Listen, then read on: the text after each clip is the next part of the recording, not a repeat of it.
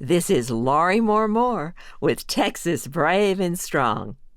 Tidbits of Texas history you never learned in school. Today's topic, attack, Bigfoot Wallace and the Wolf Pack. Bigfoot Wallace was a famous Texas ranger whose list of adventures was long. You may remember a recent podcast about his hand-to-hand fight with a big Indian. Let's see what he's up to today.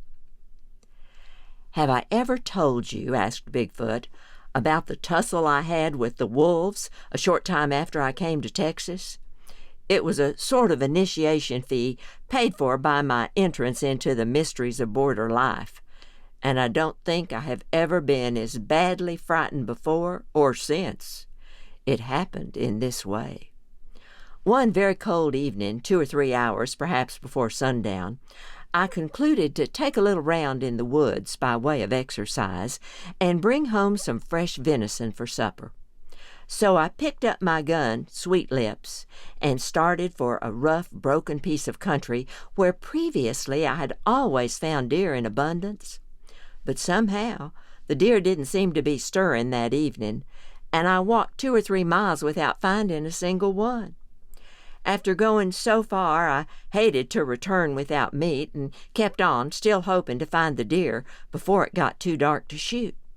But at last I had to give up and turned my course back toward home again. By this time the sun was setting, and I hurried up as fast as possible to get out of the chaparral and into the prairie before night came on.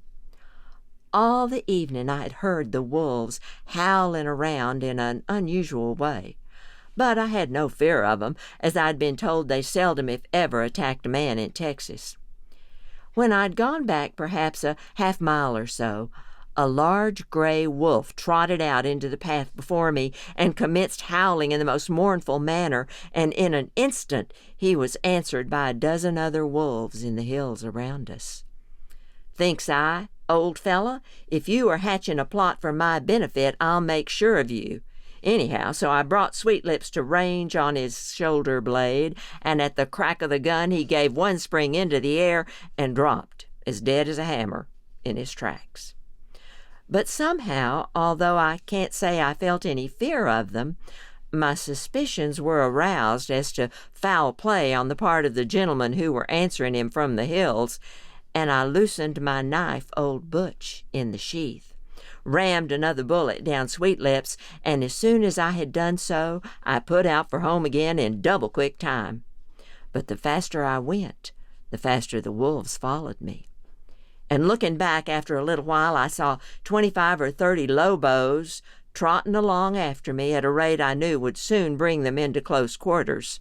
And in the bushes and chaparral that bordered the trail, I could see the gleaming eyes and pointed ears of at least a dozen others coming rapidly toward me. I saw in a minute that they meant mischief, but I knew it was useless to try to beat a wolf in a foot race. However, I resolved to keep on as long as they would let me, and when they closed in that I would give them the best ready-made fight I had in the shop. So I stepped out as briskly as I could, and the wolves trotted after me, howling in a way that made my hair stand on end and my very blood run cold. A dozen times I wished myself back again safe in old Virginia, where a man might travel for 100 miles without meeting up anything more dangerous than a possum. But wishing didn't stop the wolves, so I let out my best licks. But I reckoned without my host, for one big fellow more daring or hungry than the rest made a rush at me, and I barely had time to level my gun and fire, for he was touching the muzzle of it when I pulled the trigger. He fell dead at my feet. But, as if this had been the signal for a general attack, in an instant the whole pack were around me, snarling and snapping and showing their white teeth in a way that was anything but pleasant. I fought them off with the breech of my gun, for they didn't give me a chance to load it, retreating all the while as rapidly as I could. Once so many of them rushed in upon me at the same time that in spite of all my efforts I failed to keep them at bay, and they dragged me to the ground. I thought for an instant that it was all up with me, but despair gave me the strength of half a dozen men, and I used old Butch to such a good purpose that I killed 3 outright and wounded several others, which appeared somewhat to daunt the balance, for they drew off a short distance and began to howl for reinforcements.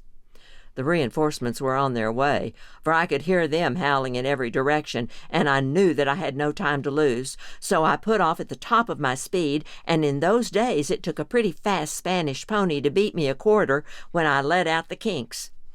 I let 'em out this time with a will, and I tell you, fairly beat the wolves for half a mile or so. But my breath then began to fail me, and I could tell by their close, angry yelps that the devils were again closing in on me.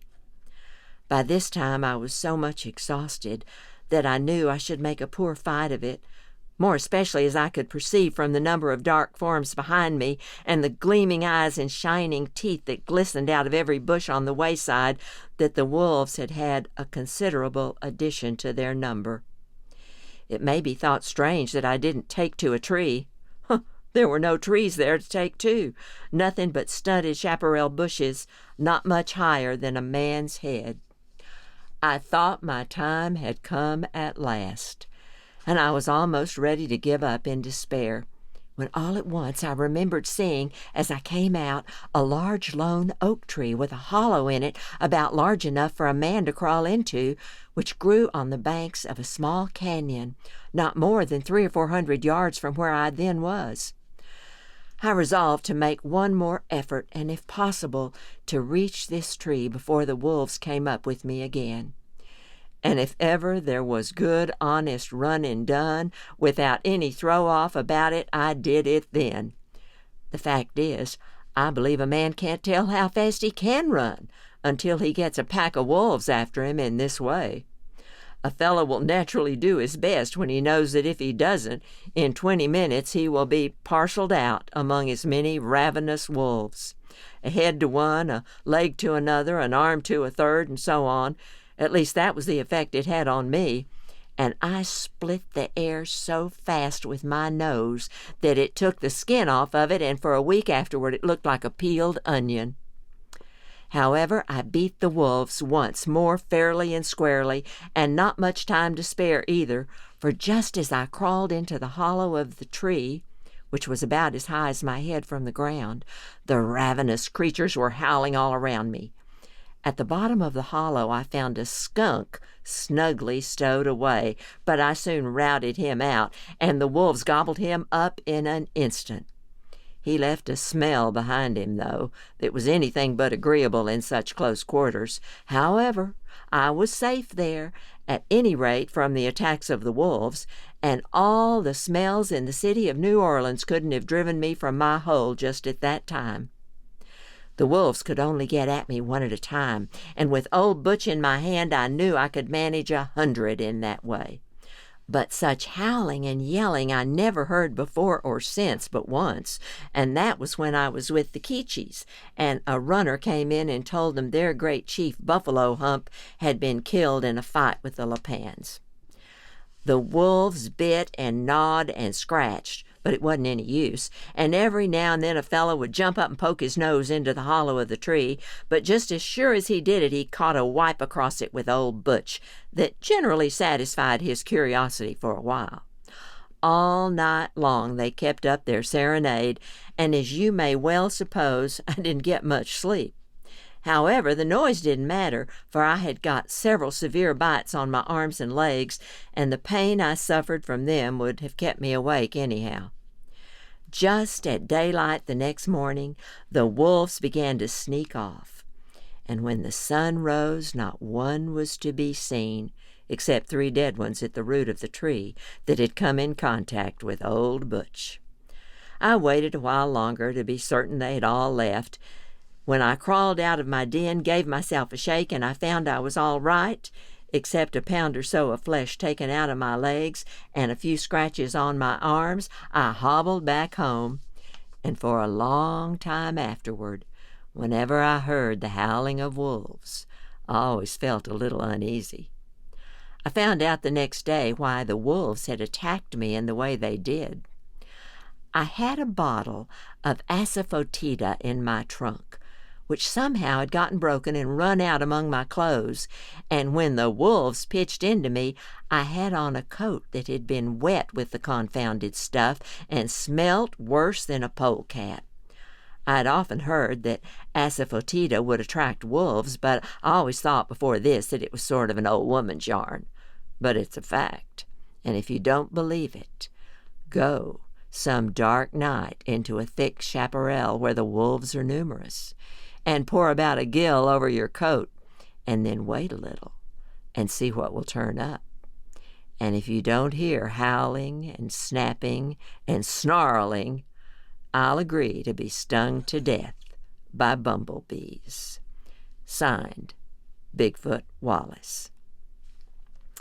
This story is in the public domain from the book Adventures of Bigfoot Wallace, the Texas Ranger and Hunter by John C. Duvall, Wallace's best friend.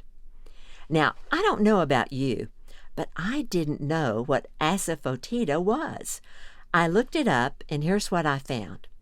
Asafoetida is made from the taproot of a perennial herb that's part of the carrot family. It takes the form of a dried gum resin from which a tincture can be made. It's also a popular seasoning in some cultures. Its taste is a bit like leeks or onions, but it's noted for its strong odor, which is commonly called devil's dung. Fortunately, the scent is reduced when the herb is cooked. This has been Laurie Moore-Moore with Texas Brave and Strong, the best little podcast in Texas. Be sure to check out my book, Gone to Dallas, The Storekeeper, 1856 to 1861. And visit my website, lauriemooremore.com. Thanks for listening. Y'all come back.